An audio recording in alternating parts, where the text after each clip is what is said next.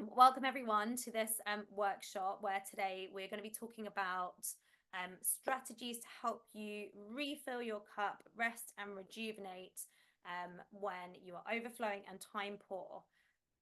Just a few pieces of housekeeping before I get going into the content. I'd really appreciate it if you can have the chat open so you can let me know if things resonate as I'm going through the content. But also gives you an opportunity, if you have any questions as I'm going through, then please feel free to drop them into the chat. And I will make sure that there's time at the end for me to come and address any questions that you might have. So if others join, then they can come in and join us as we go along, but let's get started. So first I want to talk a little bit about the realities. You know the logic that you need rest because rest equals better performance. And I know that your performance is really important to you, but ultimately your time is limited. You have a busy schedule, you've got personal and professional demands coming at you from left, right, and center, and you only have a small window for rejuvenating. Now, the reality is that I think, you've probably tried things to switch off and replenish, but perhaps they've not hit the spot. Either you still feel exhausted or a bit meh afterwards. Or it might be that you feel some big guilt about taking time off, that you should be doing something productive. So how do we change that? Well, the fact is that, you are still going to need rest at some point. That is a fact. And it's also a fact that life's probably not going to get quieter or slow down anytime soon. So it's really about changing the tactics that you use to ensure that you feel genuinely rested and replenished. And there are three things that busy professionals really need to do that. The first is efficient and also effective resting strategies, boundaries, and generally a mindset shift. Now, we're going to focus today on the first point around the efficient and effective rest strategies. So to create those effective and efficient rest strategies, i.e., those ones that actually make you feel rejuvenated and can feasibly fit into your demanding schedule, you need three things. First, it's an understanding the different types of rest that we all need. Secondly, it's about evaluating which ones you personally need the most. Because we're all unique, we live different lives and we have different stresses and we respond to those things differently. So not all rest is created equal for all of us. And once you have that understanding and you've evaluated, then you can maximize. So this is about once you know the types of rest that you need, you can consider tangible strategies that incorporate multiple types of rest so that you can do more in a smaller amount of time.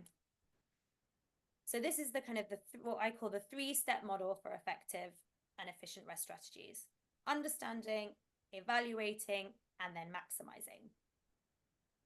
So we're going to look at that understanding piece first. So what are the different types of rest that we need? Now, there are 7 key different types of rest, each of which that I'll kind of explore a little more now individually. No worries, Raphael. It wasn't you, it was me. It was my technology that was causing trouble. So here we are. Super. So let's talk about these different types of rest, and keep in mind as I talk through them, the reason they're important is to help us really understand which types of these rests that we personally need. So first, physical rest. This is kind of probably the bread and butter rest that lots of us know, resting your body to help it recover. The key thing I want to kind of pull out of this piece is a reminder that rest can be active or passive. So our big friend sleep is, of course, passive rest, where we are doing nothing. But active rest can also be just as good. So in a physical sense, that is, walking, stretching, light exercise. So, keep this kind of active passive concept in mind when I talk about other types of rest too. And it's also just kind of a good reminder that yes, physical rest might be sitting about binging Netflix on our sofa, which I'm all for at certain points. But whilst that is great for some people, lots of very busy people I know tend to find that passive style of rest not very effective. So let's keep that in mind while we think about the next type of rest. Mental rest. So this type of rest is all about giving your mind a break from processing information, decision making, problem solving, and pressure. Now, I would hazard a guess that this is a big one for this group here, as a group of busy, high-performing professionals. And when you stop and get away from your desk, do you find yourself that you're still kind of processing your day or thinking over what needs to be done tomorrow, or thinking about how you'll solve that challenge that your client has come to you with? If any of that resonates, give me a yes in the chat. Mental rest is really critical. And a nice example of mental rest that is quite a famous one. Yeah, I hear you, Raphael. A really famous one is Steve Jobs. Now, he was infamous for always wearing his uniform of, a black polo neck and jeans. And this in itself is a mental rest strategy that he used. It was about reducing the amount of decisions that he had to make. His mind was constantly on, and where he didn't want more choice is what he had to wear every single morning. So that's a really good example of, trying to give your mind a break from that processing of information and making decisions. Other great examples of mental rest are hobbies and play. Some of these kind of active rest strategies that break the cycle of mental processing. Some people call this mindfulness. Some of you might get the ick from the term mindfulness. But really it's about doing things that get your mind into the present and out of processing mode. Those are active types of rest. So hobbies, time away, eliminating that excess choice, or even just taking that quiet coffee break for 10 minutes where we just sit and clear the mind. These are all in themselves different types of mindfulness. So moving on from mental rest, the next type I want to touch on is emotional rest. And this is about allowing yourself to kind of feel and express emotions in a healthy way. Now, we all have emotions, and if they are suppressed or pushed down, then this can really take a toll on us without knowing. And if you are an empath, for example, who takes on other people's emotions, or perhaps you work in a role that exposes you to high stress environments and other people's emotions, or if you work in an environment that doesn't actually support healthy acknowledgement of feelings, then the need for emotional rest is quite likely to be a big one for you that you might not realize. So really it's all about allowing yourself to process and express these in a psychologically safe space. And that can be with others, through coaching, or, time spent with those kind of supportive, empowering friendships or other relationships. Or it can also be by yourself, processes like journaling, which allow you to process your thoughts and feelings. That all depends on your personal preference.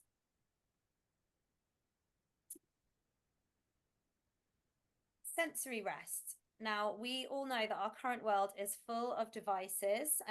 Here we are now in our lunch breaks on Zoom, on computers. And that's we're constantly experiencing that sensory stimulation. Even if we go out for a walk or a commute, anybody else does this too? Give me a yes in the comments. But, it's really easy to quickly be like, okay, I'm going to listen to a podcast, or I'm going to read my emails en route, or I'm going to message my friends on WhatsApp that, I haven't replied to because I've been really busy. Or we sit down to chill and the TV goes on. that's all still stimulation. And so we need time away from our devices, and this is a fact, and that is sensory rest.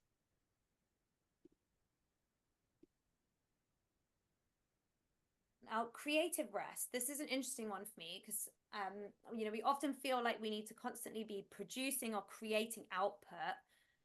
And this kind of phenomenon of toxic productivity can be greatly countered with some creative rest. And this is about kind of engaging in creative pursuits for no other reason than to enjoy them. It's not listening to that pressure of like, I've got to turn this, my art skill into a side hustle. It's just about getting those creative juices flowing. And if you are like me and your go-to is kind of thinking, I'm not a creative person, creative rest doesn't have to mean making a beautiful Picasso-esque masterpiece. That is very much outside my remit. And you don't have to create to enjoy creative rest. You can enjoy the creativity of others, reading immersive fiction, or you can think differently about creativity. The lovely phrase of dance like nobody's watching, that is creativity in its own way, cooking a new recipe. And the benefits of this type of creative rest are really brilliant, and they do genuinely help us professionally as well. It can boost our inspiration, our innovative thinking, our motivation, and it really helps us get new perspectives and enhances our problem-solving capabilities. The next type of rest I want to touch on is about social rest. We're social creatures, but let's face it, social interactions can be quite complex. I think we probably all deep down know those people that when you spend time with them, you come away feeling like all the energy has been sucked out of you, or you just generally just feel a bit shit about yourself. Excuse my French. And social rest is all about getting away from that, from distancing yourself from those social interactions that are draining or stressful. And what this type of rest looks like in practice is, really different amongst us. For more introverted types, for example, the thought of going to a big networking event might feel really draining, but for more extroverted people, that might be really energizing and really refill your cup. Some people will find time spent in an interest group, talking with like-minded people really re-energizing, whereas others would like nothing better than 15 minutes alone after a full day of meetings and being around others. So to get this type of rest, it's about being really clear on what draining interactions are to you. And last but not least is spiritual rest. Now, this is all about finding kind of meaning and purpose in what you're doing.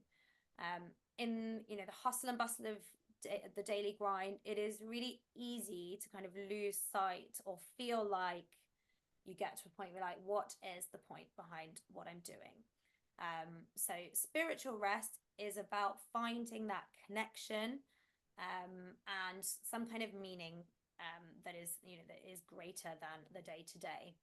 So this, examples of this can be kind of community involvement, giving back, charity, CSR type initiatives, practicing a religion, or also just, having regular reflection practices, taking that time for you to go back to what's important about what I do. For example, I used to, prior to becoming a coach, I used to work in financial crime compliance, and a lot of that work, you can get really bogged down in like, oh, I'm just following processes, etc. What is this for?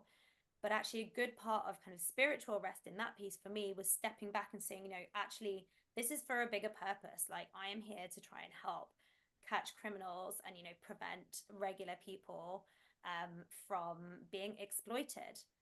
And that, was a really lovely type of spiritual rest. Love that, Pat. You're in the similar space. Excellent. We can share more about that later on in the session. So those are the kind of 7 types of rest that I wanted to cover.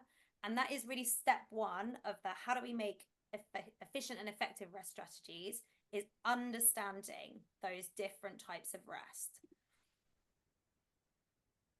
So step 1 of the model is complete.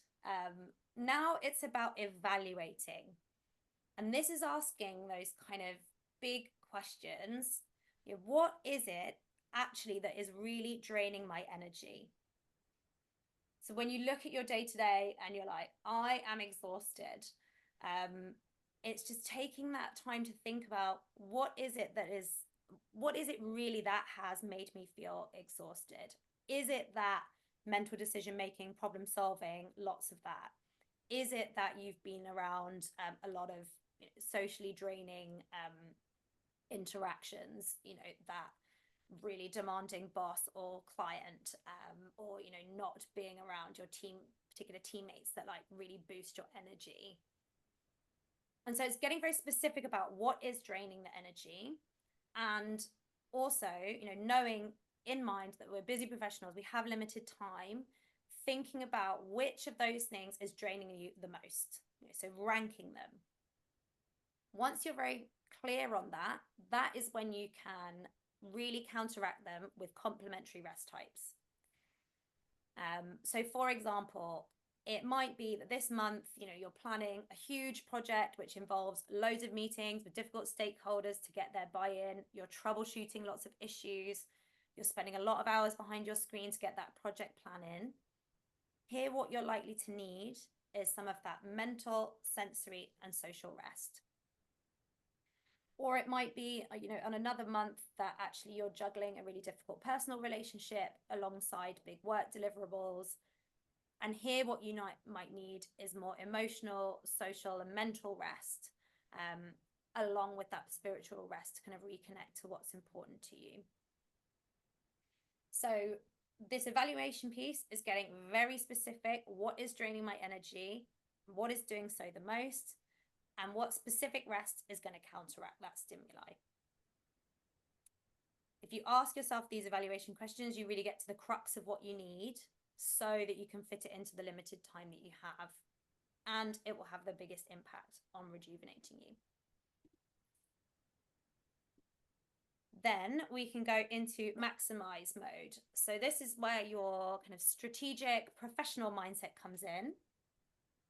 And it's getting creative on thinking about what activities can you do that encompass multiple types of rest, because there is absolutely crossover.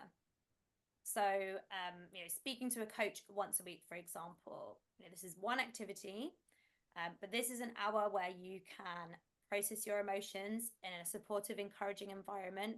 You can do that one-on-one, and you can get help, re-engaging with that bigger purpose and what's important to you. So that's emotional, social, and spiritual rest all in one. Another example for me, I love swimming. And, for me, this is a great example of, sensory, mental, and social rest. You're there, it's just you, your head's in the water, and you can only hear you. There's no screen involved, or the screen will be very broken. But you can, really use that mental rest by, just breaking the cycle of decision-making patterns by focusing my mind only on counting the strokes. Or, other activities like reading a good book for just 15 minutes of your day in peace by yourself. Mental, creative, and social rest, plus some sensory rest if you do it old school like me, on a paper book. So this maximize piece is really about, finding something you enjoy, which incorporates the different but also most important parts of rest on those rest types that you need, so that it maximizes the impact of your rest time. It's kind of like thinking about it in, your kind of project planning way. What you wouldn't want to use, a CAD designer to do your marketing strategy for you and solve your marketing challenges. You want to pick the rest type that is really going to solve your problem. What is going to make you personally feel most replenished by counteracting the big challenges that you're facing. So I mentioned up front at the start of the session, there are two other things alongside these kind of effective and efficient rest strategies that busy professionals also need, in reality, consistently to rest and rejuvenate. I won't cover these in detail for now, just based on the time that we have together today, and there's already lots to chew on. But the reality of, effective rest is you need robust boundaries around that. You need to have the robust boundaries that don't waver around that limited time that you do carve out for rest and rejuvenation. And equally, you can have great strategies and you can have really great boundaries, but those won't be useful if you don't make a conscious decision to have rest as a priority for you. And where that comes from is a mindset shift. And some of the biggest mindset shifts that I see in my clients who, are really truly able to make rest a priority, are moving away from the thinking of like rest is a reward that I have to earn. I used to be very guilty of, saying these things like, oh, I'll get a bit of rest when I finish this project, or I've delivered this thing to my boss and my clients, or, when it comes to summer, that's when I'll rest. It's not something. Rest should be part of your day to day. It needs to be to allow you to perform at that highest level. It's not something that you only have to earn. They also, move away from seeing rest as something that's an indulgence or that's a bit selfish. And this is really about kind of, and again, I don't know if it resonates with you, but that feeling when you do switch off to rest and you have all of those guilt feelings, I should be doing something else, or, I should be doing something productive. Do I really deserve to be doing this when I haven't finished X, Y, Z? Moving away from that mindset of like, this is something selfish. They really get really good at focusing on the benefits it has to them, but also to the huge knock-on effect around them. They know that rest is a fundamental part of sustaining their high performance. And they treat rest as a key part of their plan for success. So for any project managers in the room, when you think about planning a project, you consider the range of resources that you need to help it succeed. And rest is one of those resources that you need for Project U.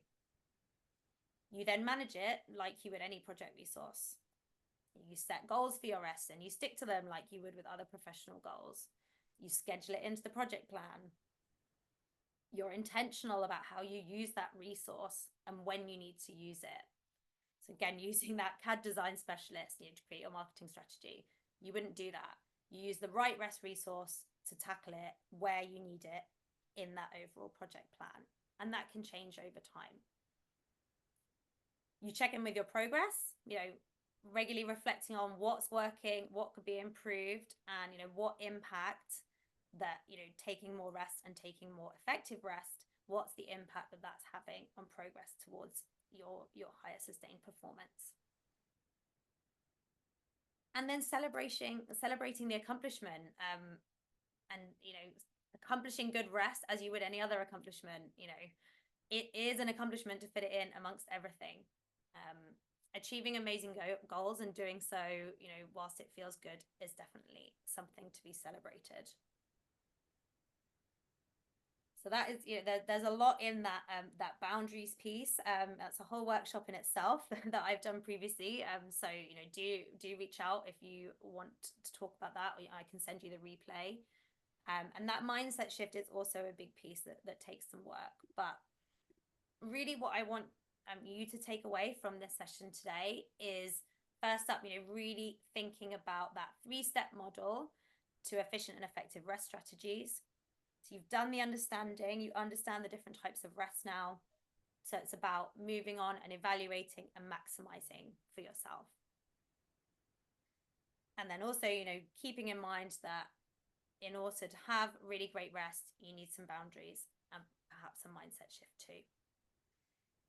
So this is where I then kind of want to open it up to the floor if you have any questions or if there's something that particularly resonated with you.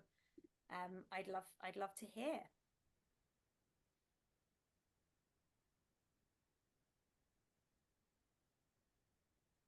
Thank you, Tanya. No Can you hear me? I can, beautifully, yeah. So my name is Rafael. First of all, apologies. I had a connectivity issue, so I joined a few minutes later. No, found the information very useful, but I have to be honest, no? So some of the things are things that I already knew. And for me, the challenge and the problem is like, how do I put this into practice, no? When you struggle to put this into practice, for example, you have mentioned, no?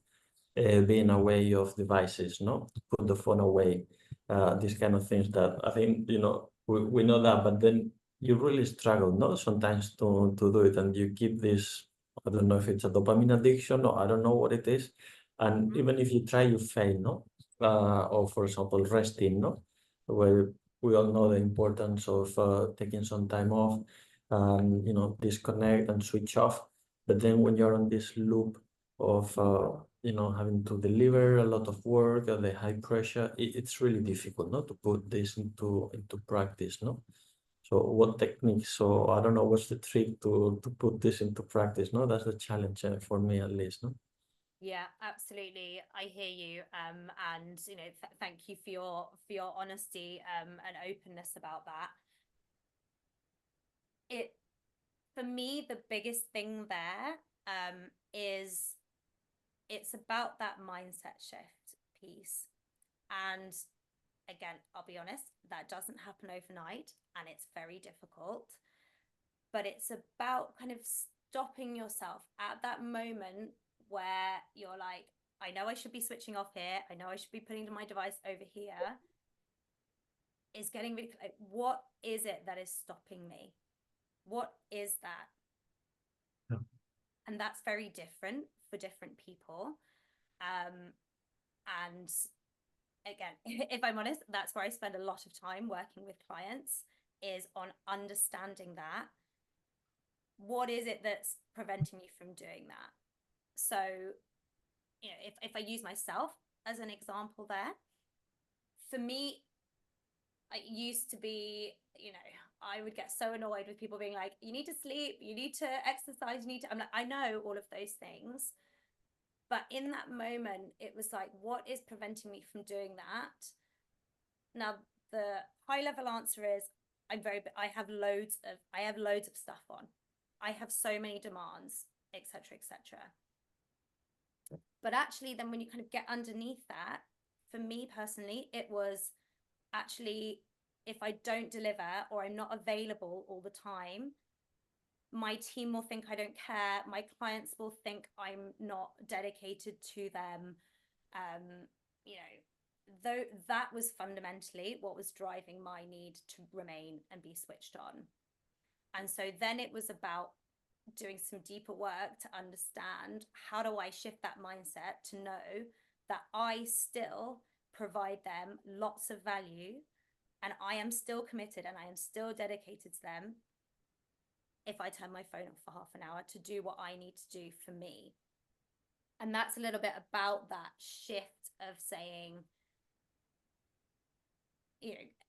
and this takes time and it takes practice to get comfortable in doing this. But it's, reminding myself at each of that moment, actually, what I really need now to deliver for that team best is that I need to step away for half an hour. And kind of helping myself then gain the evidence that I could do that. And still, and the reality was that my clients weren't disappointed in me and they didn't think I was awful just because I had taken that time away. So to kind of go to your original question, what's the tip and the trick? The honest answer is there is no magic wand. If I had it for you, I would give it to you. But it's about that third element of mindset shift, getting to the crux of what is genuinely really stopping you. Like what is that fear or worry or concern that's stopping you switch off in that moment, and how do you how do you counter that with a different mindset and then practicing it, and embracing all those scary feelings that come with it of like, oh, they're all gonna think I'm shit and awful. Does that answer your question? Yeah. Thanks for sharing your story as well. Yeah. No problem. And this might be a good time to kind of mention that, some of these things, that if you want to talk about them more one-on-one, and how it applies to your specific circumstance and how you can kind of get into that, I do offer anyone who comes to these sessions a free one-to-one follow-up session with me. So I'll just pop the link to that in the chat if you want to monopolize that, and we can talk further about Amazing. what is that barrier in the moment. Thank you. Brilliant. Yeah, I saw that Gideon's just left, but I saw before, that piece around, rest is not a reward that I have to earn. Gideon's kind of said in the chat that really resonates with him. That's a huge one. It's a really huge challenge, and I think something that we have kind of, so something about our society that makes us think we have to earn things. There's lots of it's hard work, it's grind, it's a struggle, but getting past some of those narratives again is about some of those mindset shifts. What's the alternative to that, really? We all deserve to rest. We are human beings, not human doings. And it's about finding a way that we can get that time to recoup that feels comfortable for us, so that we can do it longer term. I think as well, to your point, Raphael, how do you do that? For me, I'm very, dedicated to making sure that it and being honest that it's not a quick fix, because it is about, trying and practicing these things. But once, you have those bigger mindset shifts, that does create genuine change long term. And you can really embed those. And I have clients who I've worked with who they're just unbelievable. Now, they are flying, and they do find time for this. It can be done, and it really is possible. Pat, have you got any other kind of specific questions or concerns or things you want to share about our apparent shared background? Well, I would say, so I find myself really mostly always burnt out, even though I've kind of set some boundaries. Okay, my phone should go off, or not go off, or remind me to go to bed at 9:30. And then because I've got some exams I'm currently doing, I tend to be up at 4:30 to study. So most days I'm supposed to be in bed 9:30 and be up 4:30. That gives me, I think, 7 hours of sleep. But then I'm a mom of 2 very active kids. I work full-time 9 to 5. I work for a consulting firm. I've got exams. I've got activities to take the kids to, and sometimes it can be like a whole lot. I remember, a few weeks back having to maybe clock like 5 hours of sleep. I wasn't sleeping well, and I couldn't just shut down, or just how it usually is. I've had to literally buy myself extra holidays for this year, just because I want to be able to take time off, which I've done, but then I find that I come back and I still feel burnt out. So I'm now deliberately just saying, so there's also something else I tend to do. Apart from working full time, I always like to develop myself personally. So that's why I'm writing exams, trying to finish off some certifications. But I've literally told myself that after these ones, I need to actually take a break from actively doing anything extra apart from maybe work and family for a bit, because you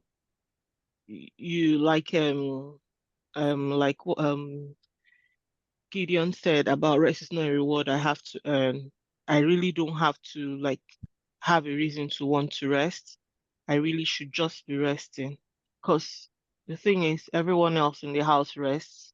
It's majorly just me who's always having one thing or the other to do and all that. So um, it's quite difficult if you've been very independent, you've always done things a certain way. But then I guess with time, if you say write out what you want to do or create a plan of how you actively want to rest, then one should be able to do it. So I actually do go. I learn how. I don't swim, or how do I say it now? I'm still learning how to swim. So I go to like a swimming school and things like that with the council.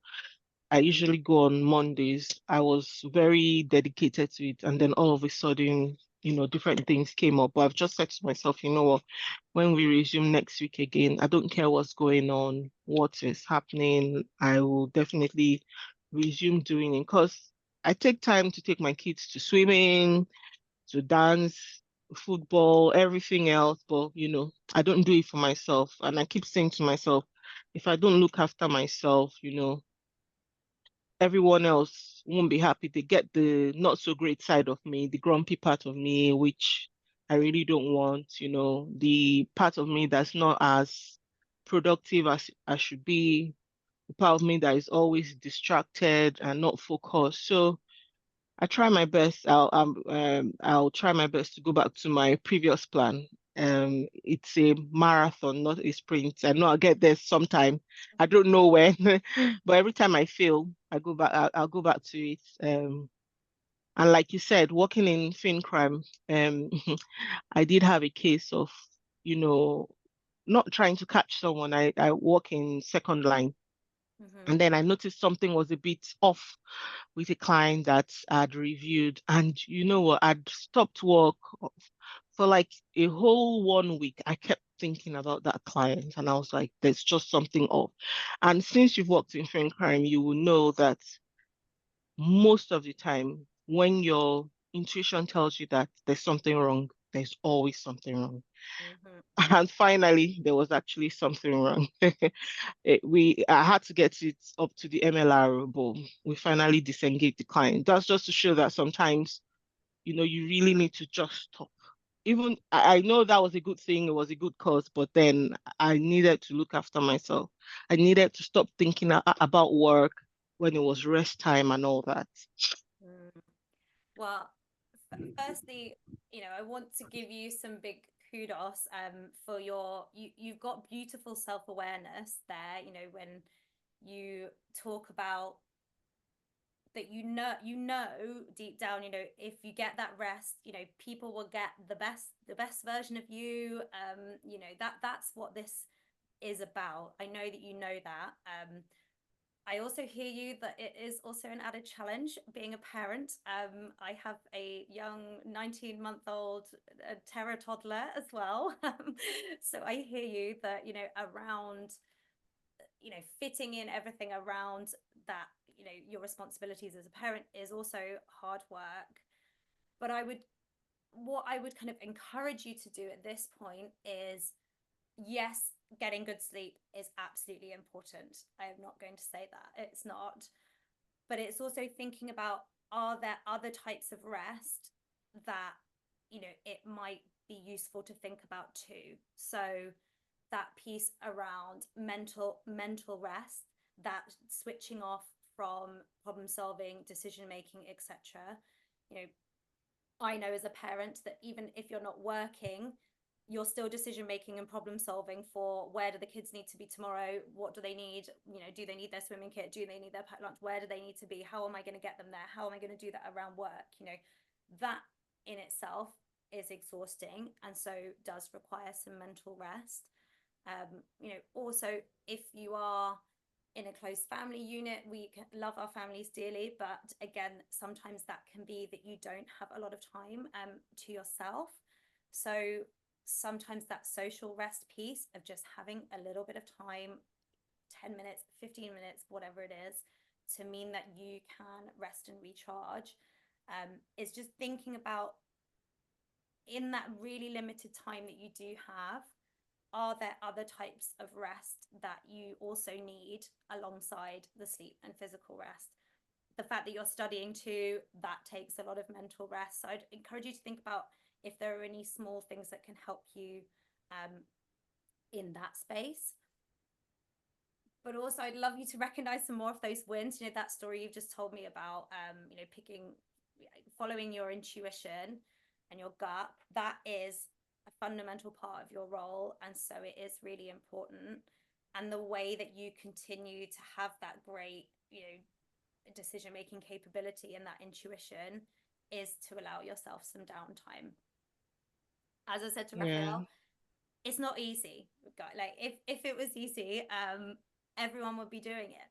You know, we would all be super chilled and super high performing all at the same time. But you know, honesty is the best policy here. It does take work and time, but it's, again, I think for you, Pat, I would just encourage you to think about, you know, those different types of rest and what could be useful for you there. You know, but as I mentioned to Raphael, if you want to come and spend, you know, half an hour with me to think about what's going to help you really emphasize that mindset that you've got brewing there of, I know that I will be the best version of me. I know I will show up for people better if I get some rest. Let's work out how we get that mindset to kind of manifest itself at the forefront for you so that you can live and breathe that with everything that you've got going on. Because again, you know, lots of the clients I work with, I'm never going to be that person that tells you like, well, just pack your career in because that will be easier. Again, I'll be honest, I tried that. I did that. I left my financial crime career. And I thought that was the only option for me at that time to rest and recoup. I did take time off. I did feel better. But fundamentally, I came back and I'm like, okay, I'm bored. You know, like I am someone who it's always going to be very important to me to be doing, you know, a job that makes me feel like I'm growing and I'm accomplished and all that great stuff that comes with a super career. And so I don't want you to, you know, lose some of that stuff about you know, want to grow and develop, etc. But we just have to work out how we do that in a way that is sustainable and allows you to rest and recoup at the same time. But it is possible. It is possible with some work. Well, I'm conscious Thank you, of the Tonya. time, and so I know you're all very busy, so I won't keep you for any longer. But if you do want to, you know, take that one-to-one session with me, then please do. The link is in the chat there, and we'll drop it to you in an email as well. But thank you all so much for coming, and Thank you. I hope to see you all again soon. Thank you, Tonya. Thank you. Thank you, Daniel. Thank you.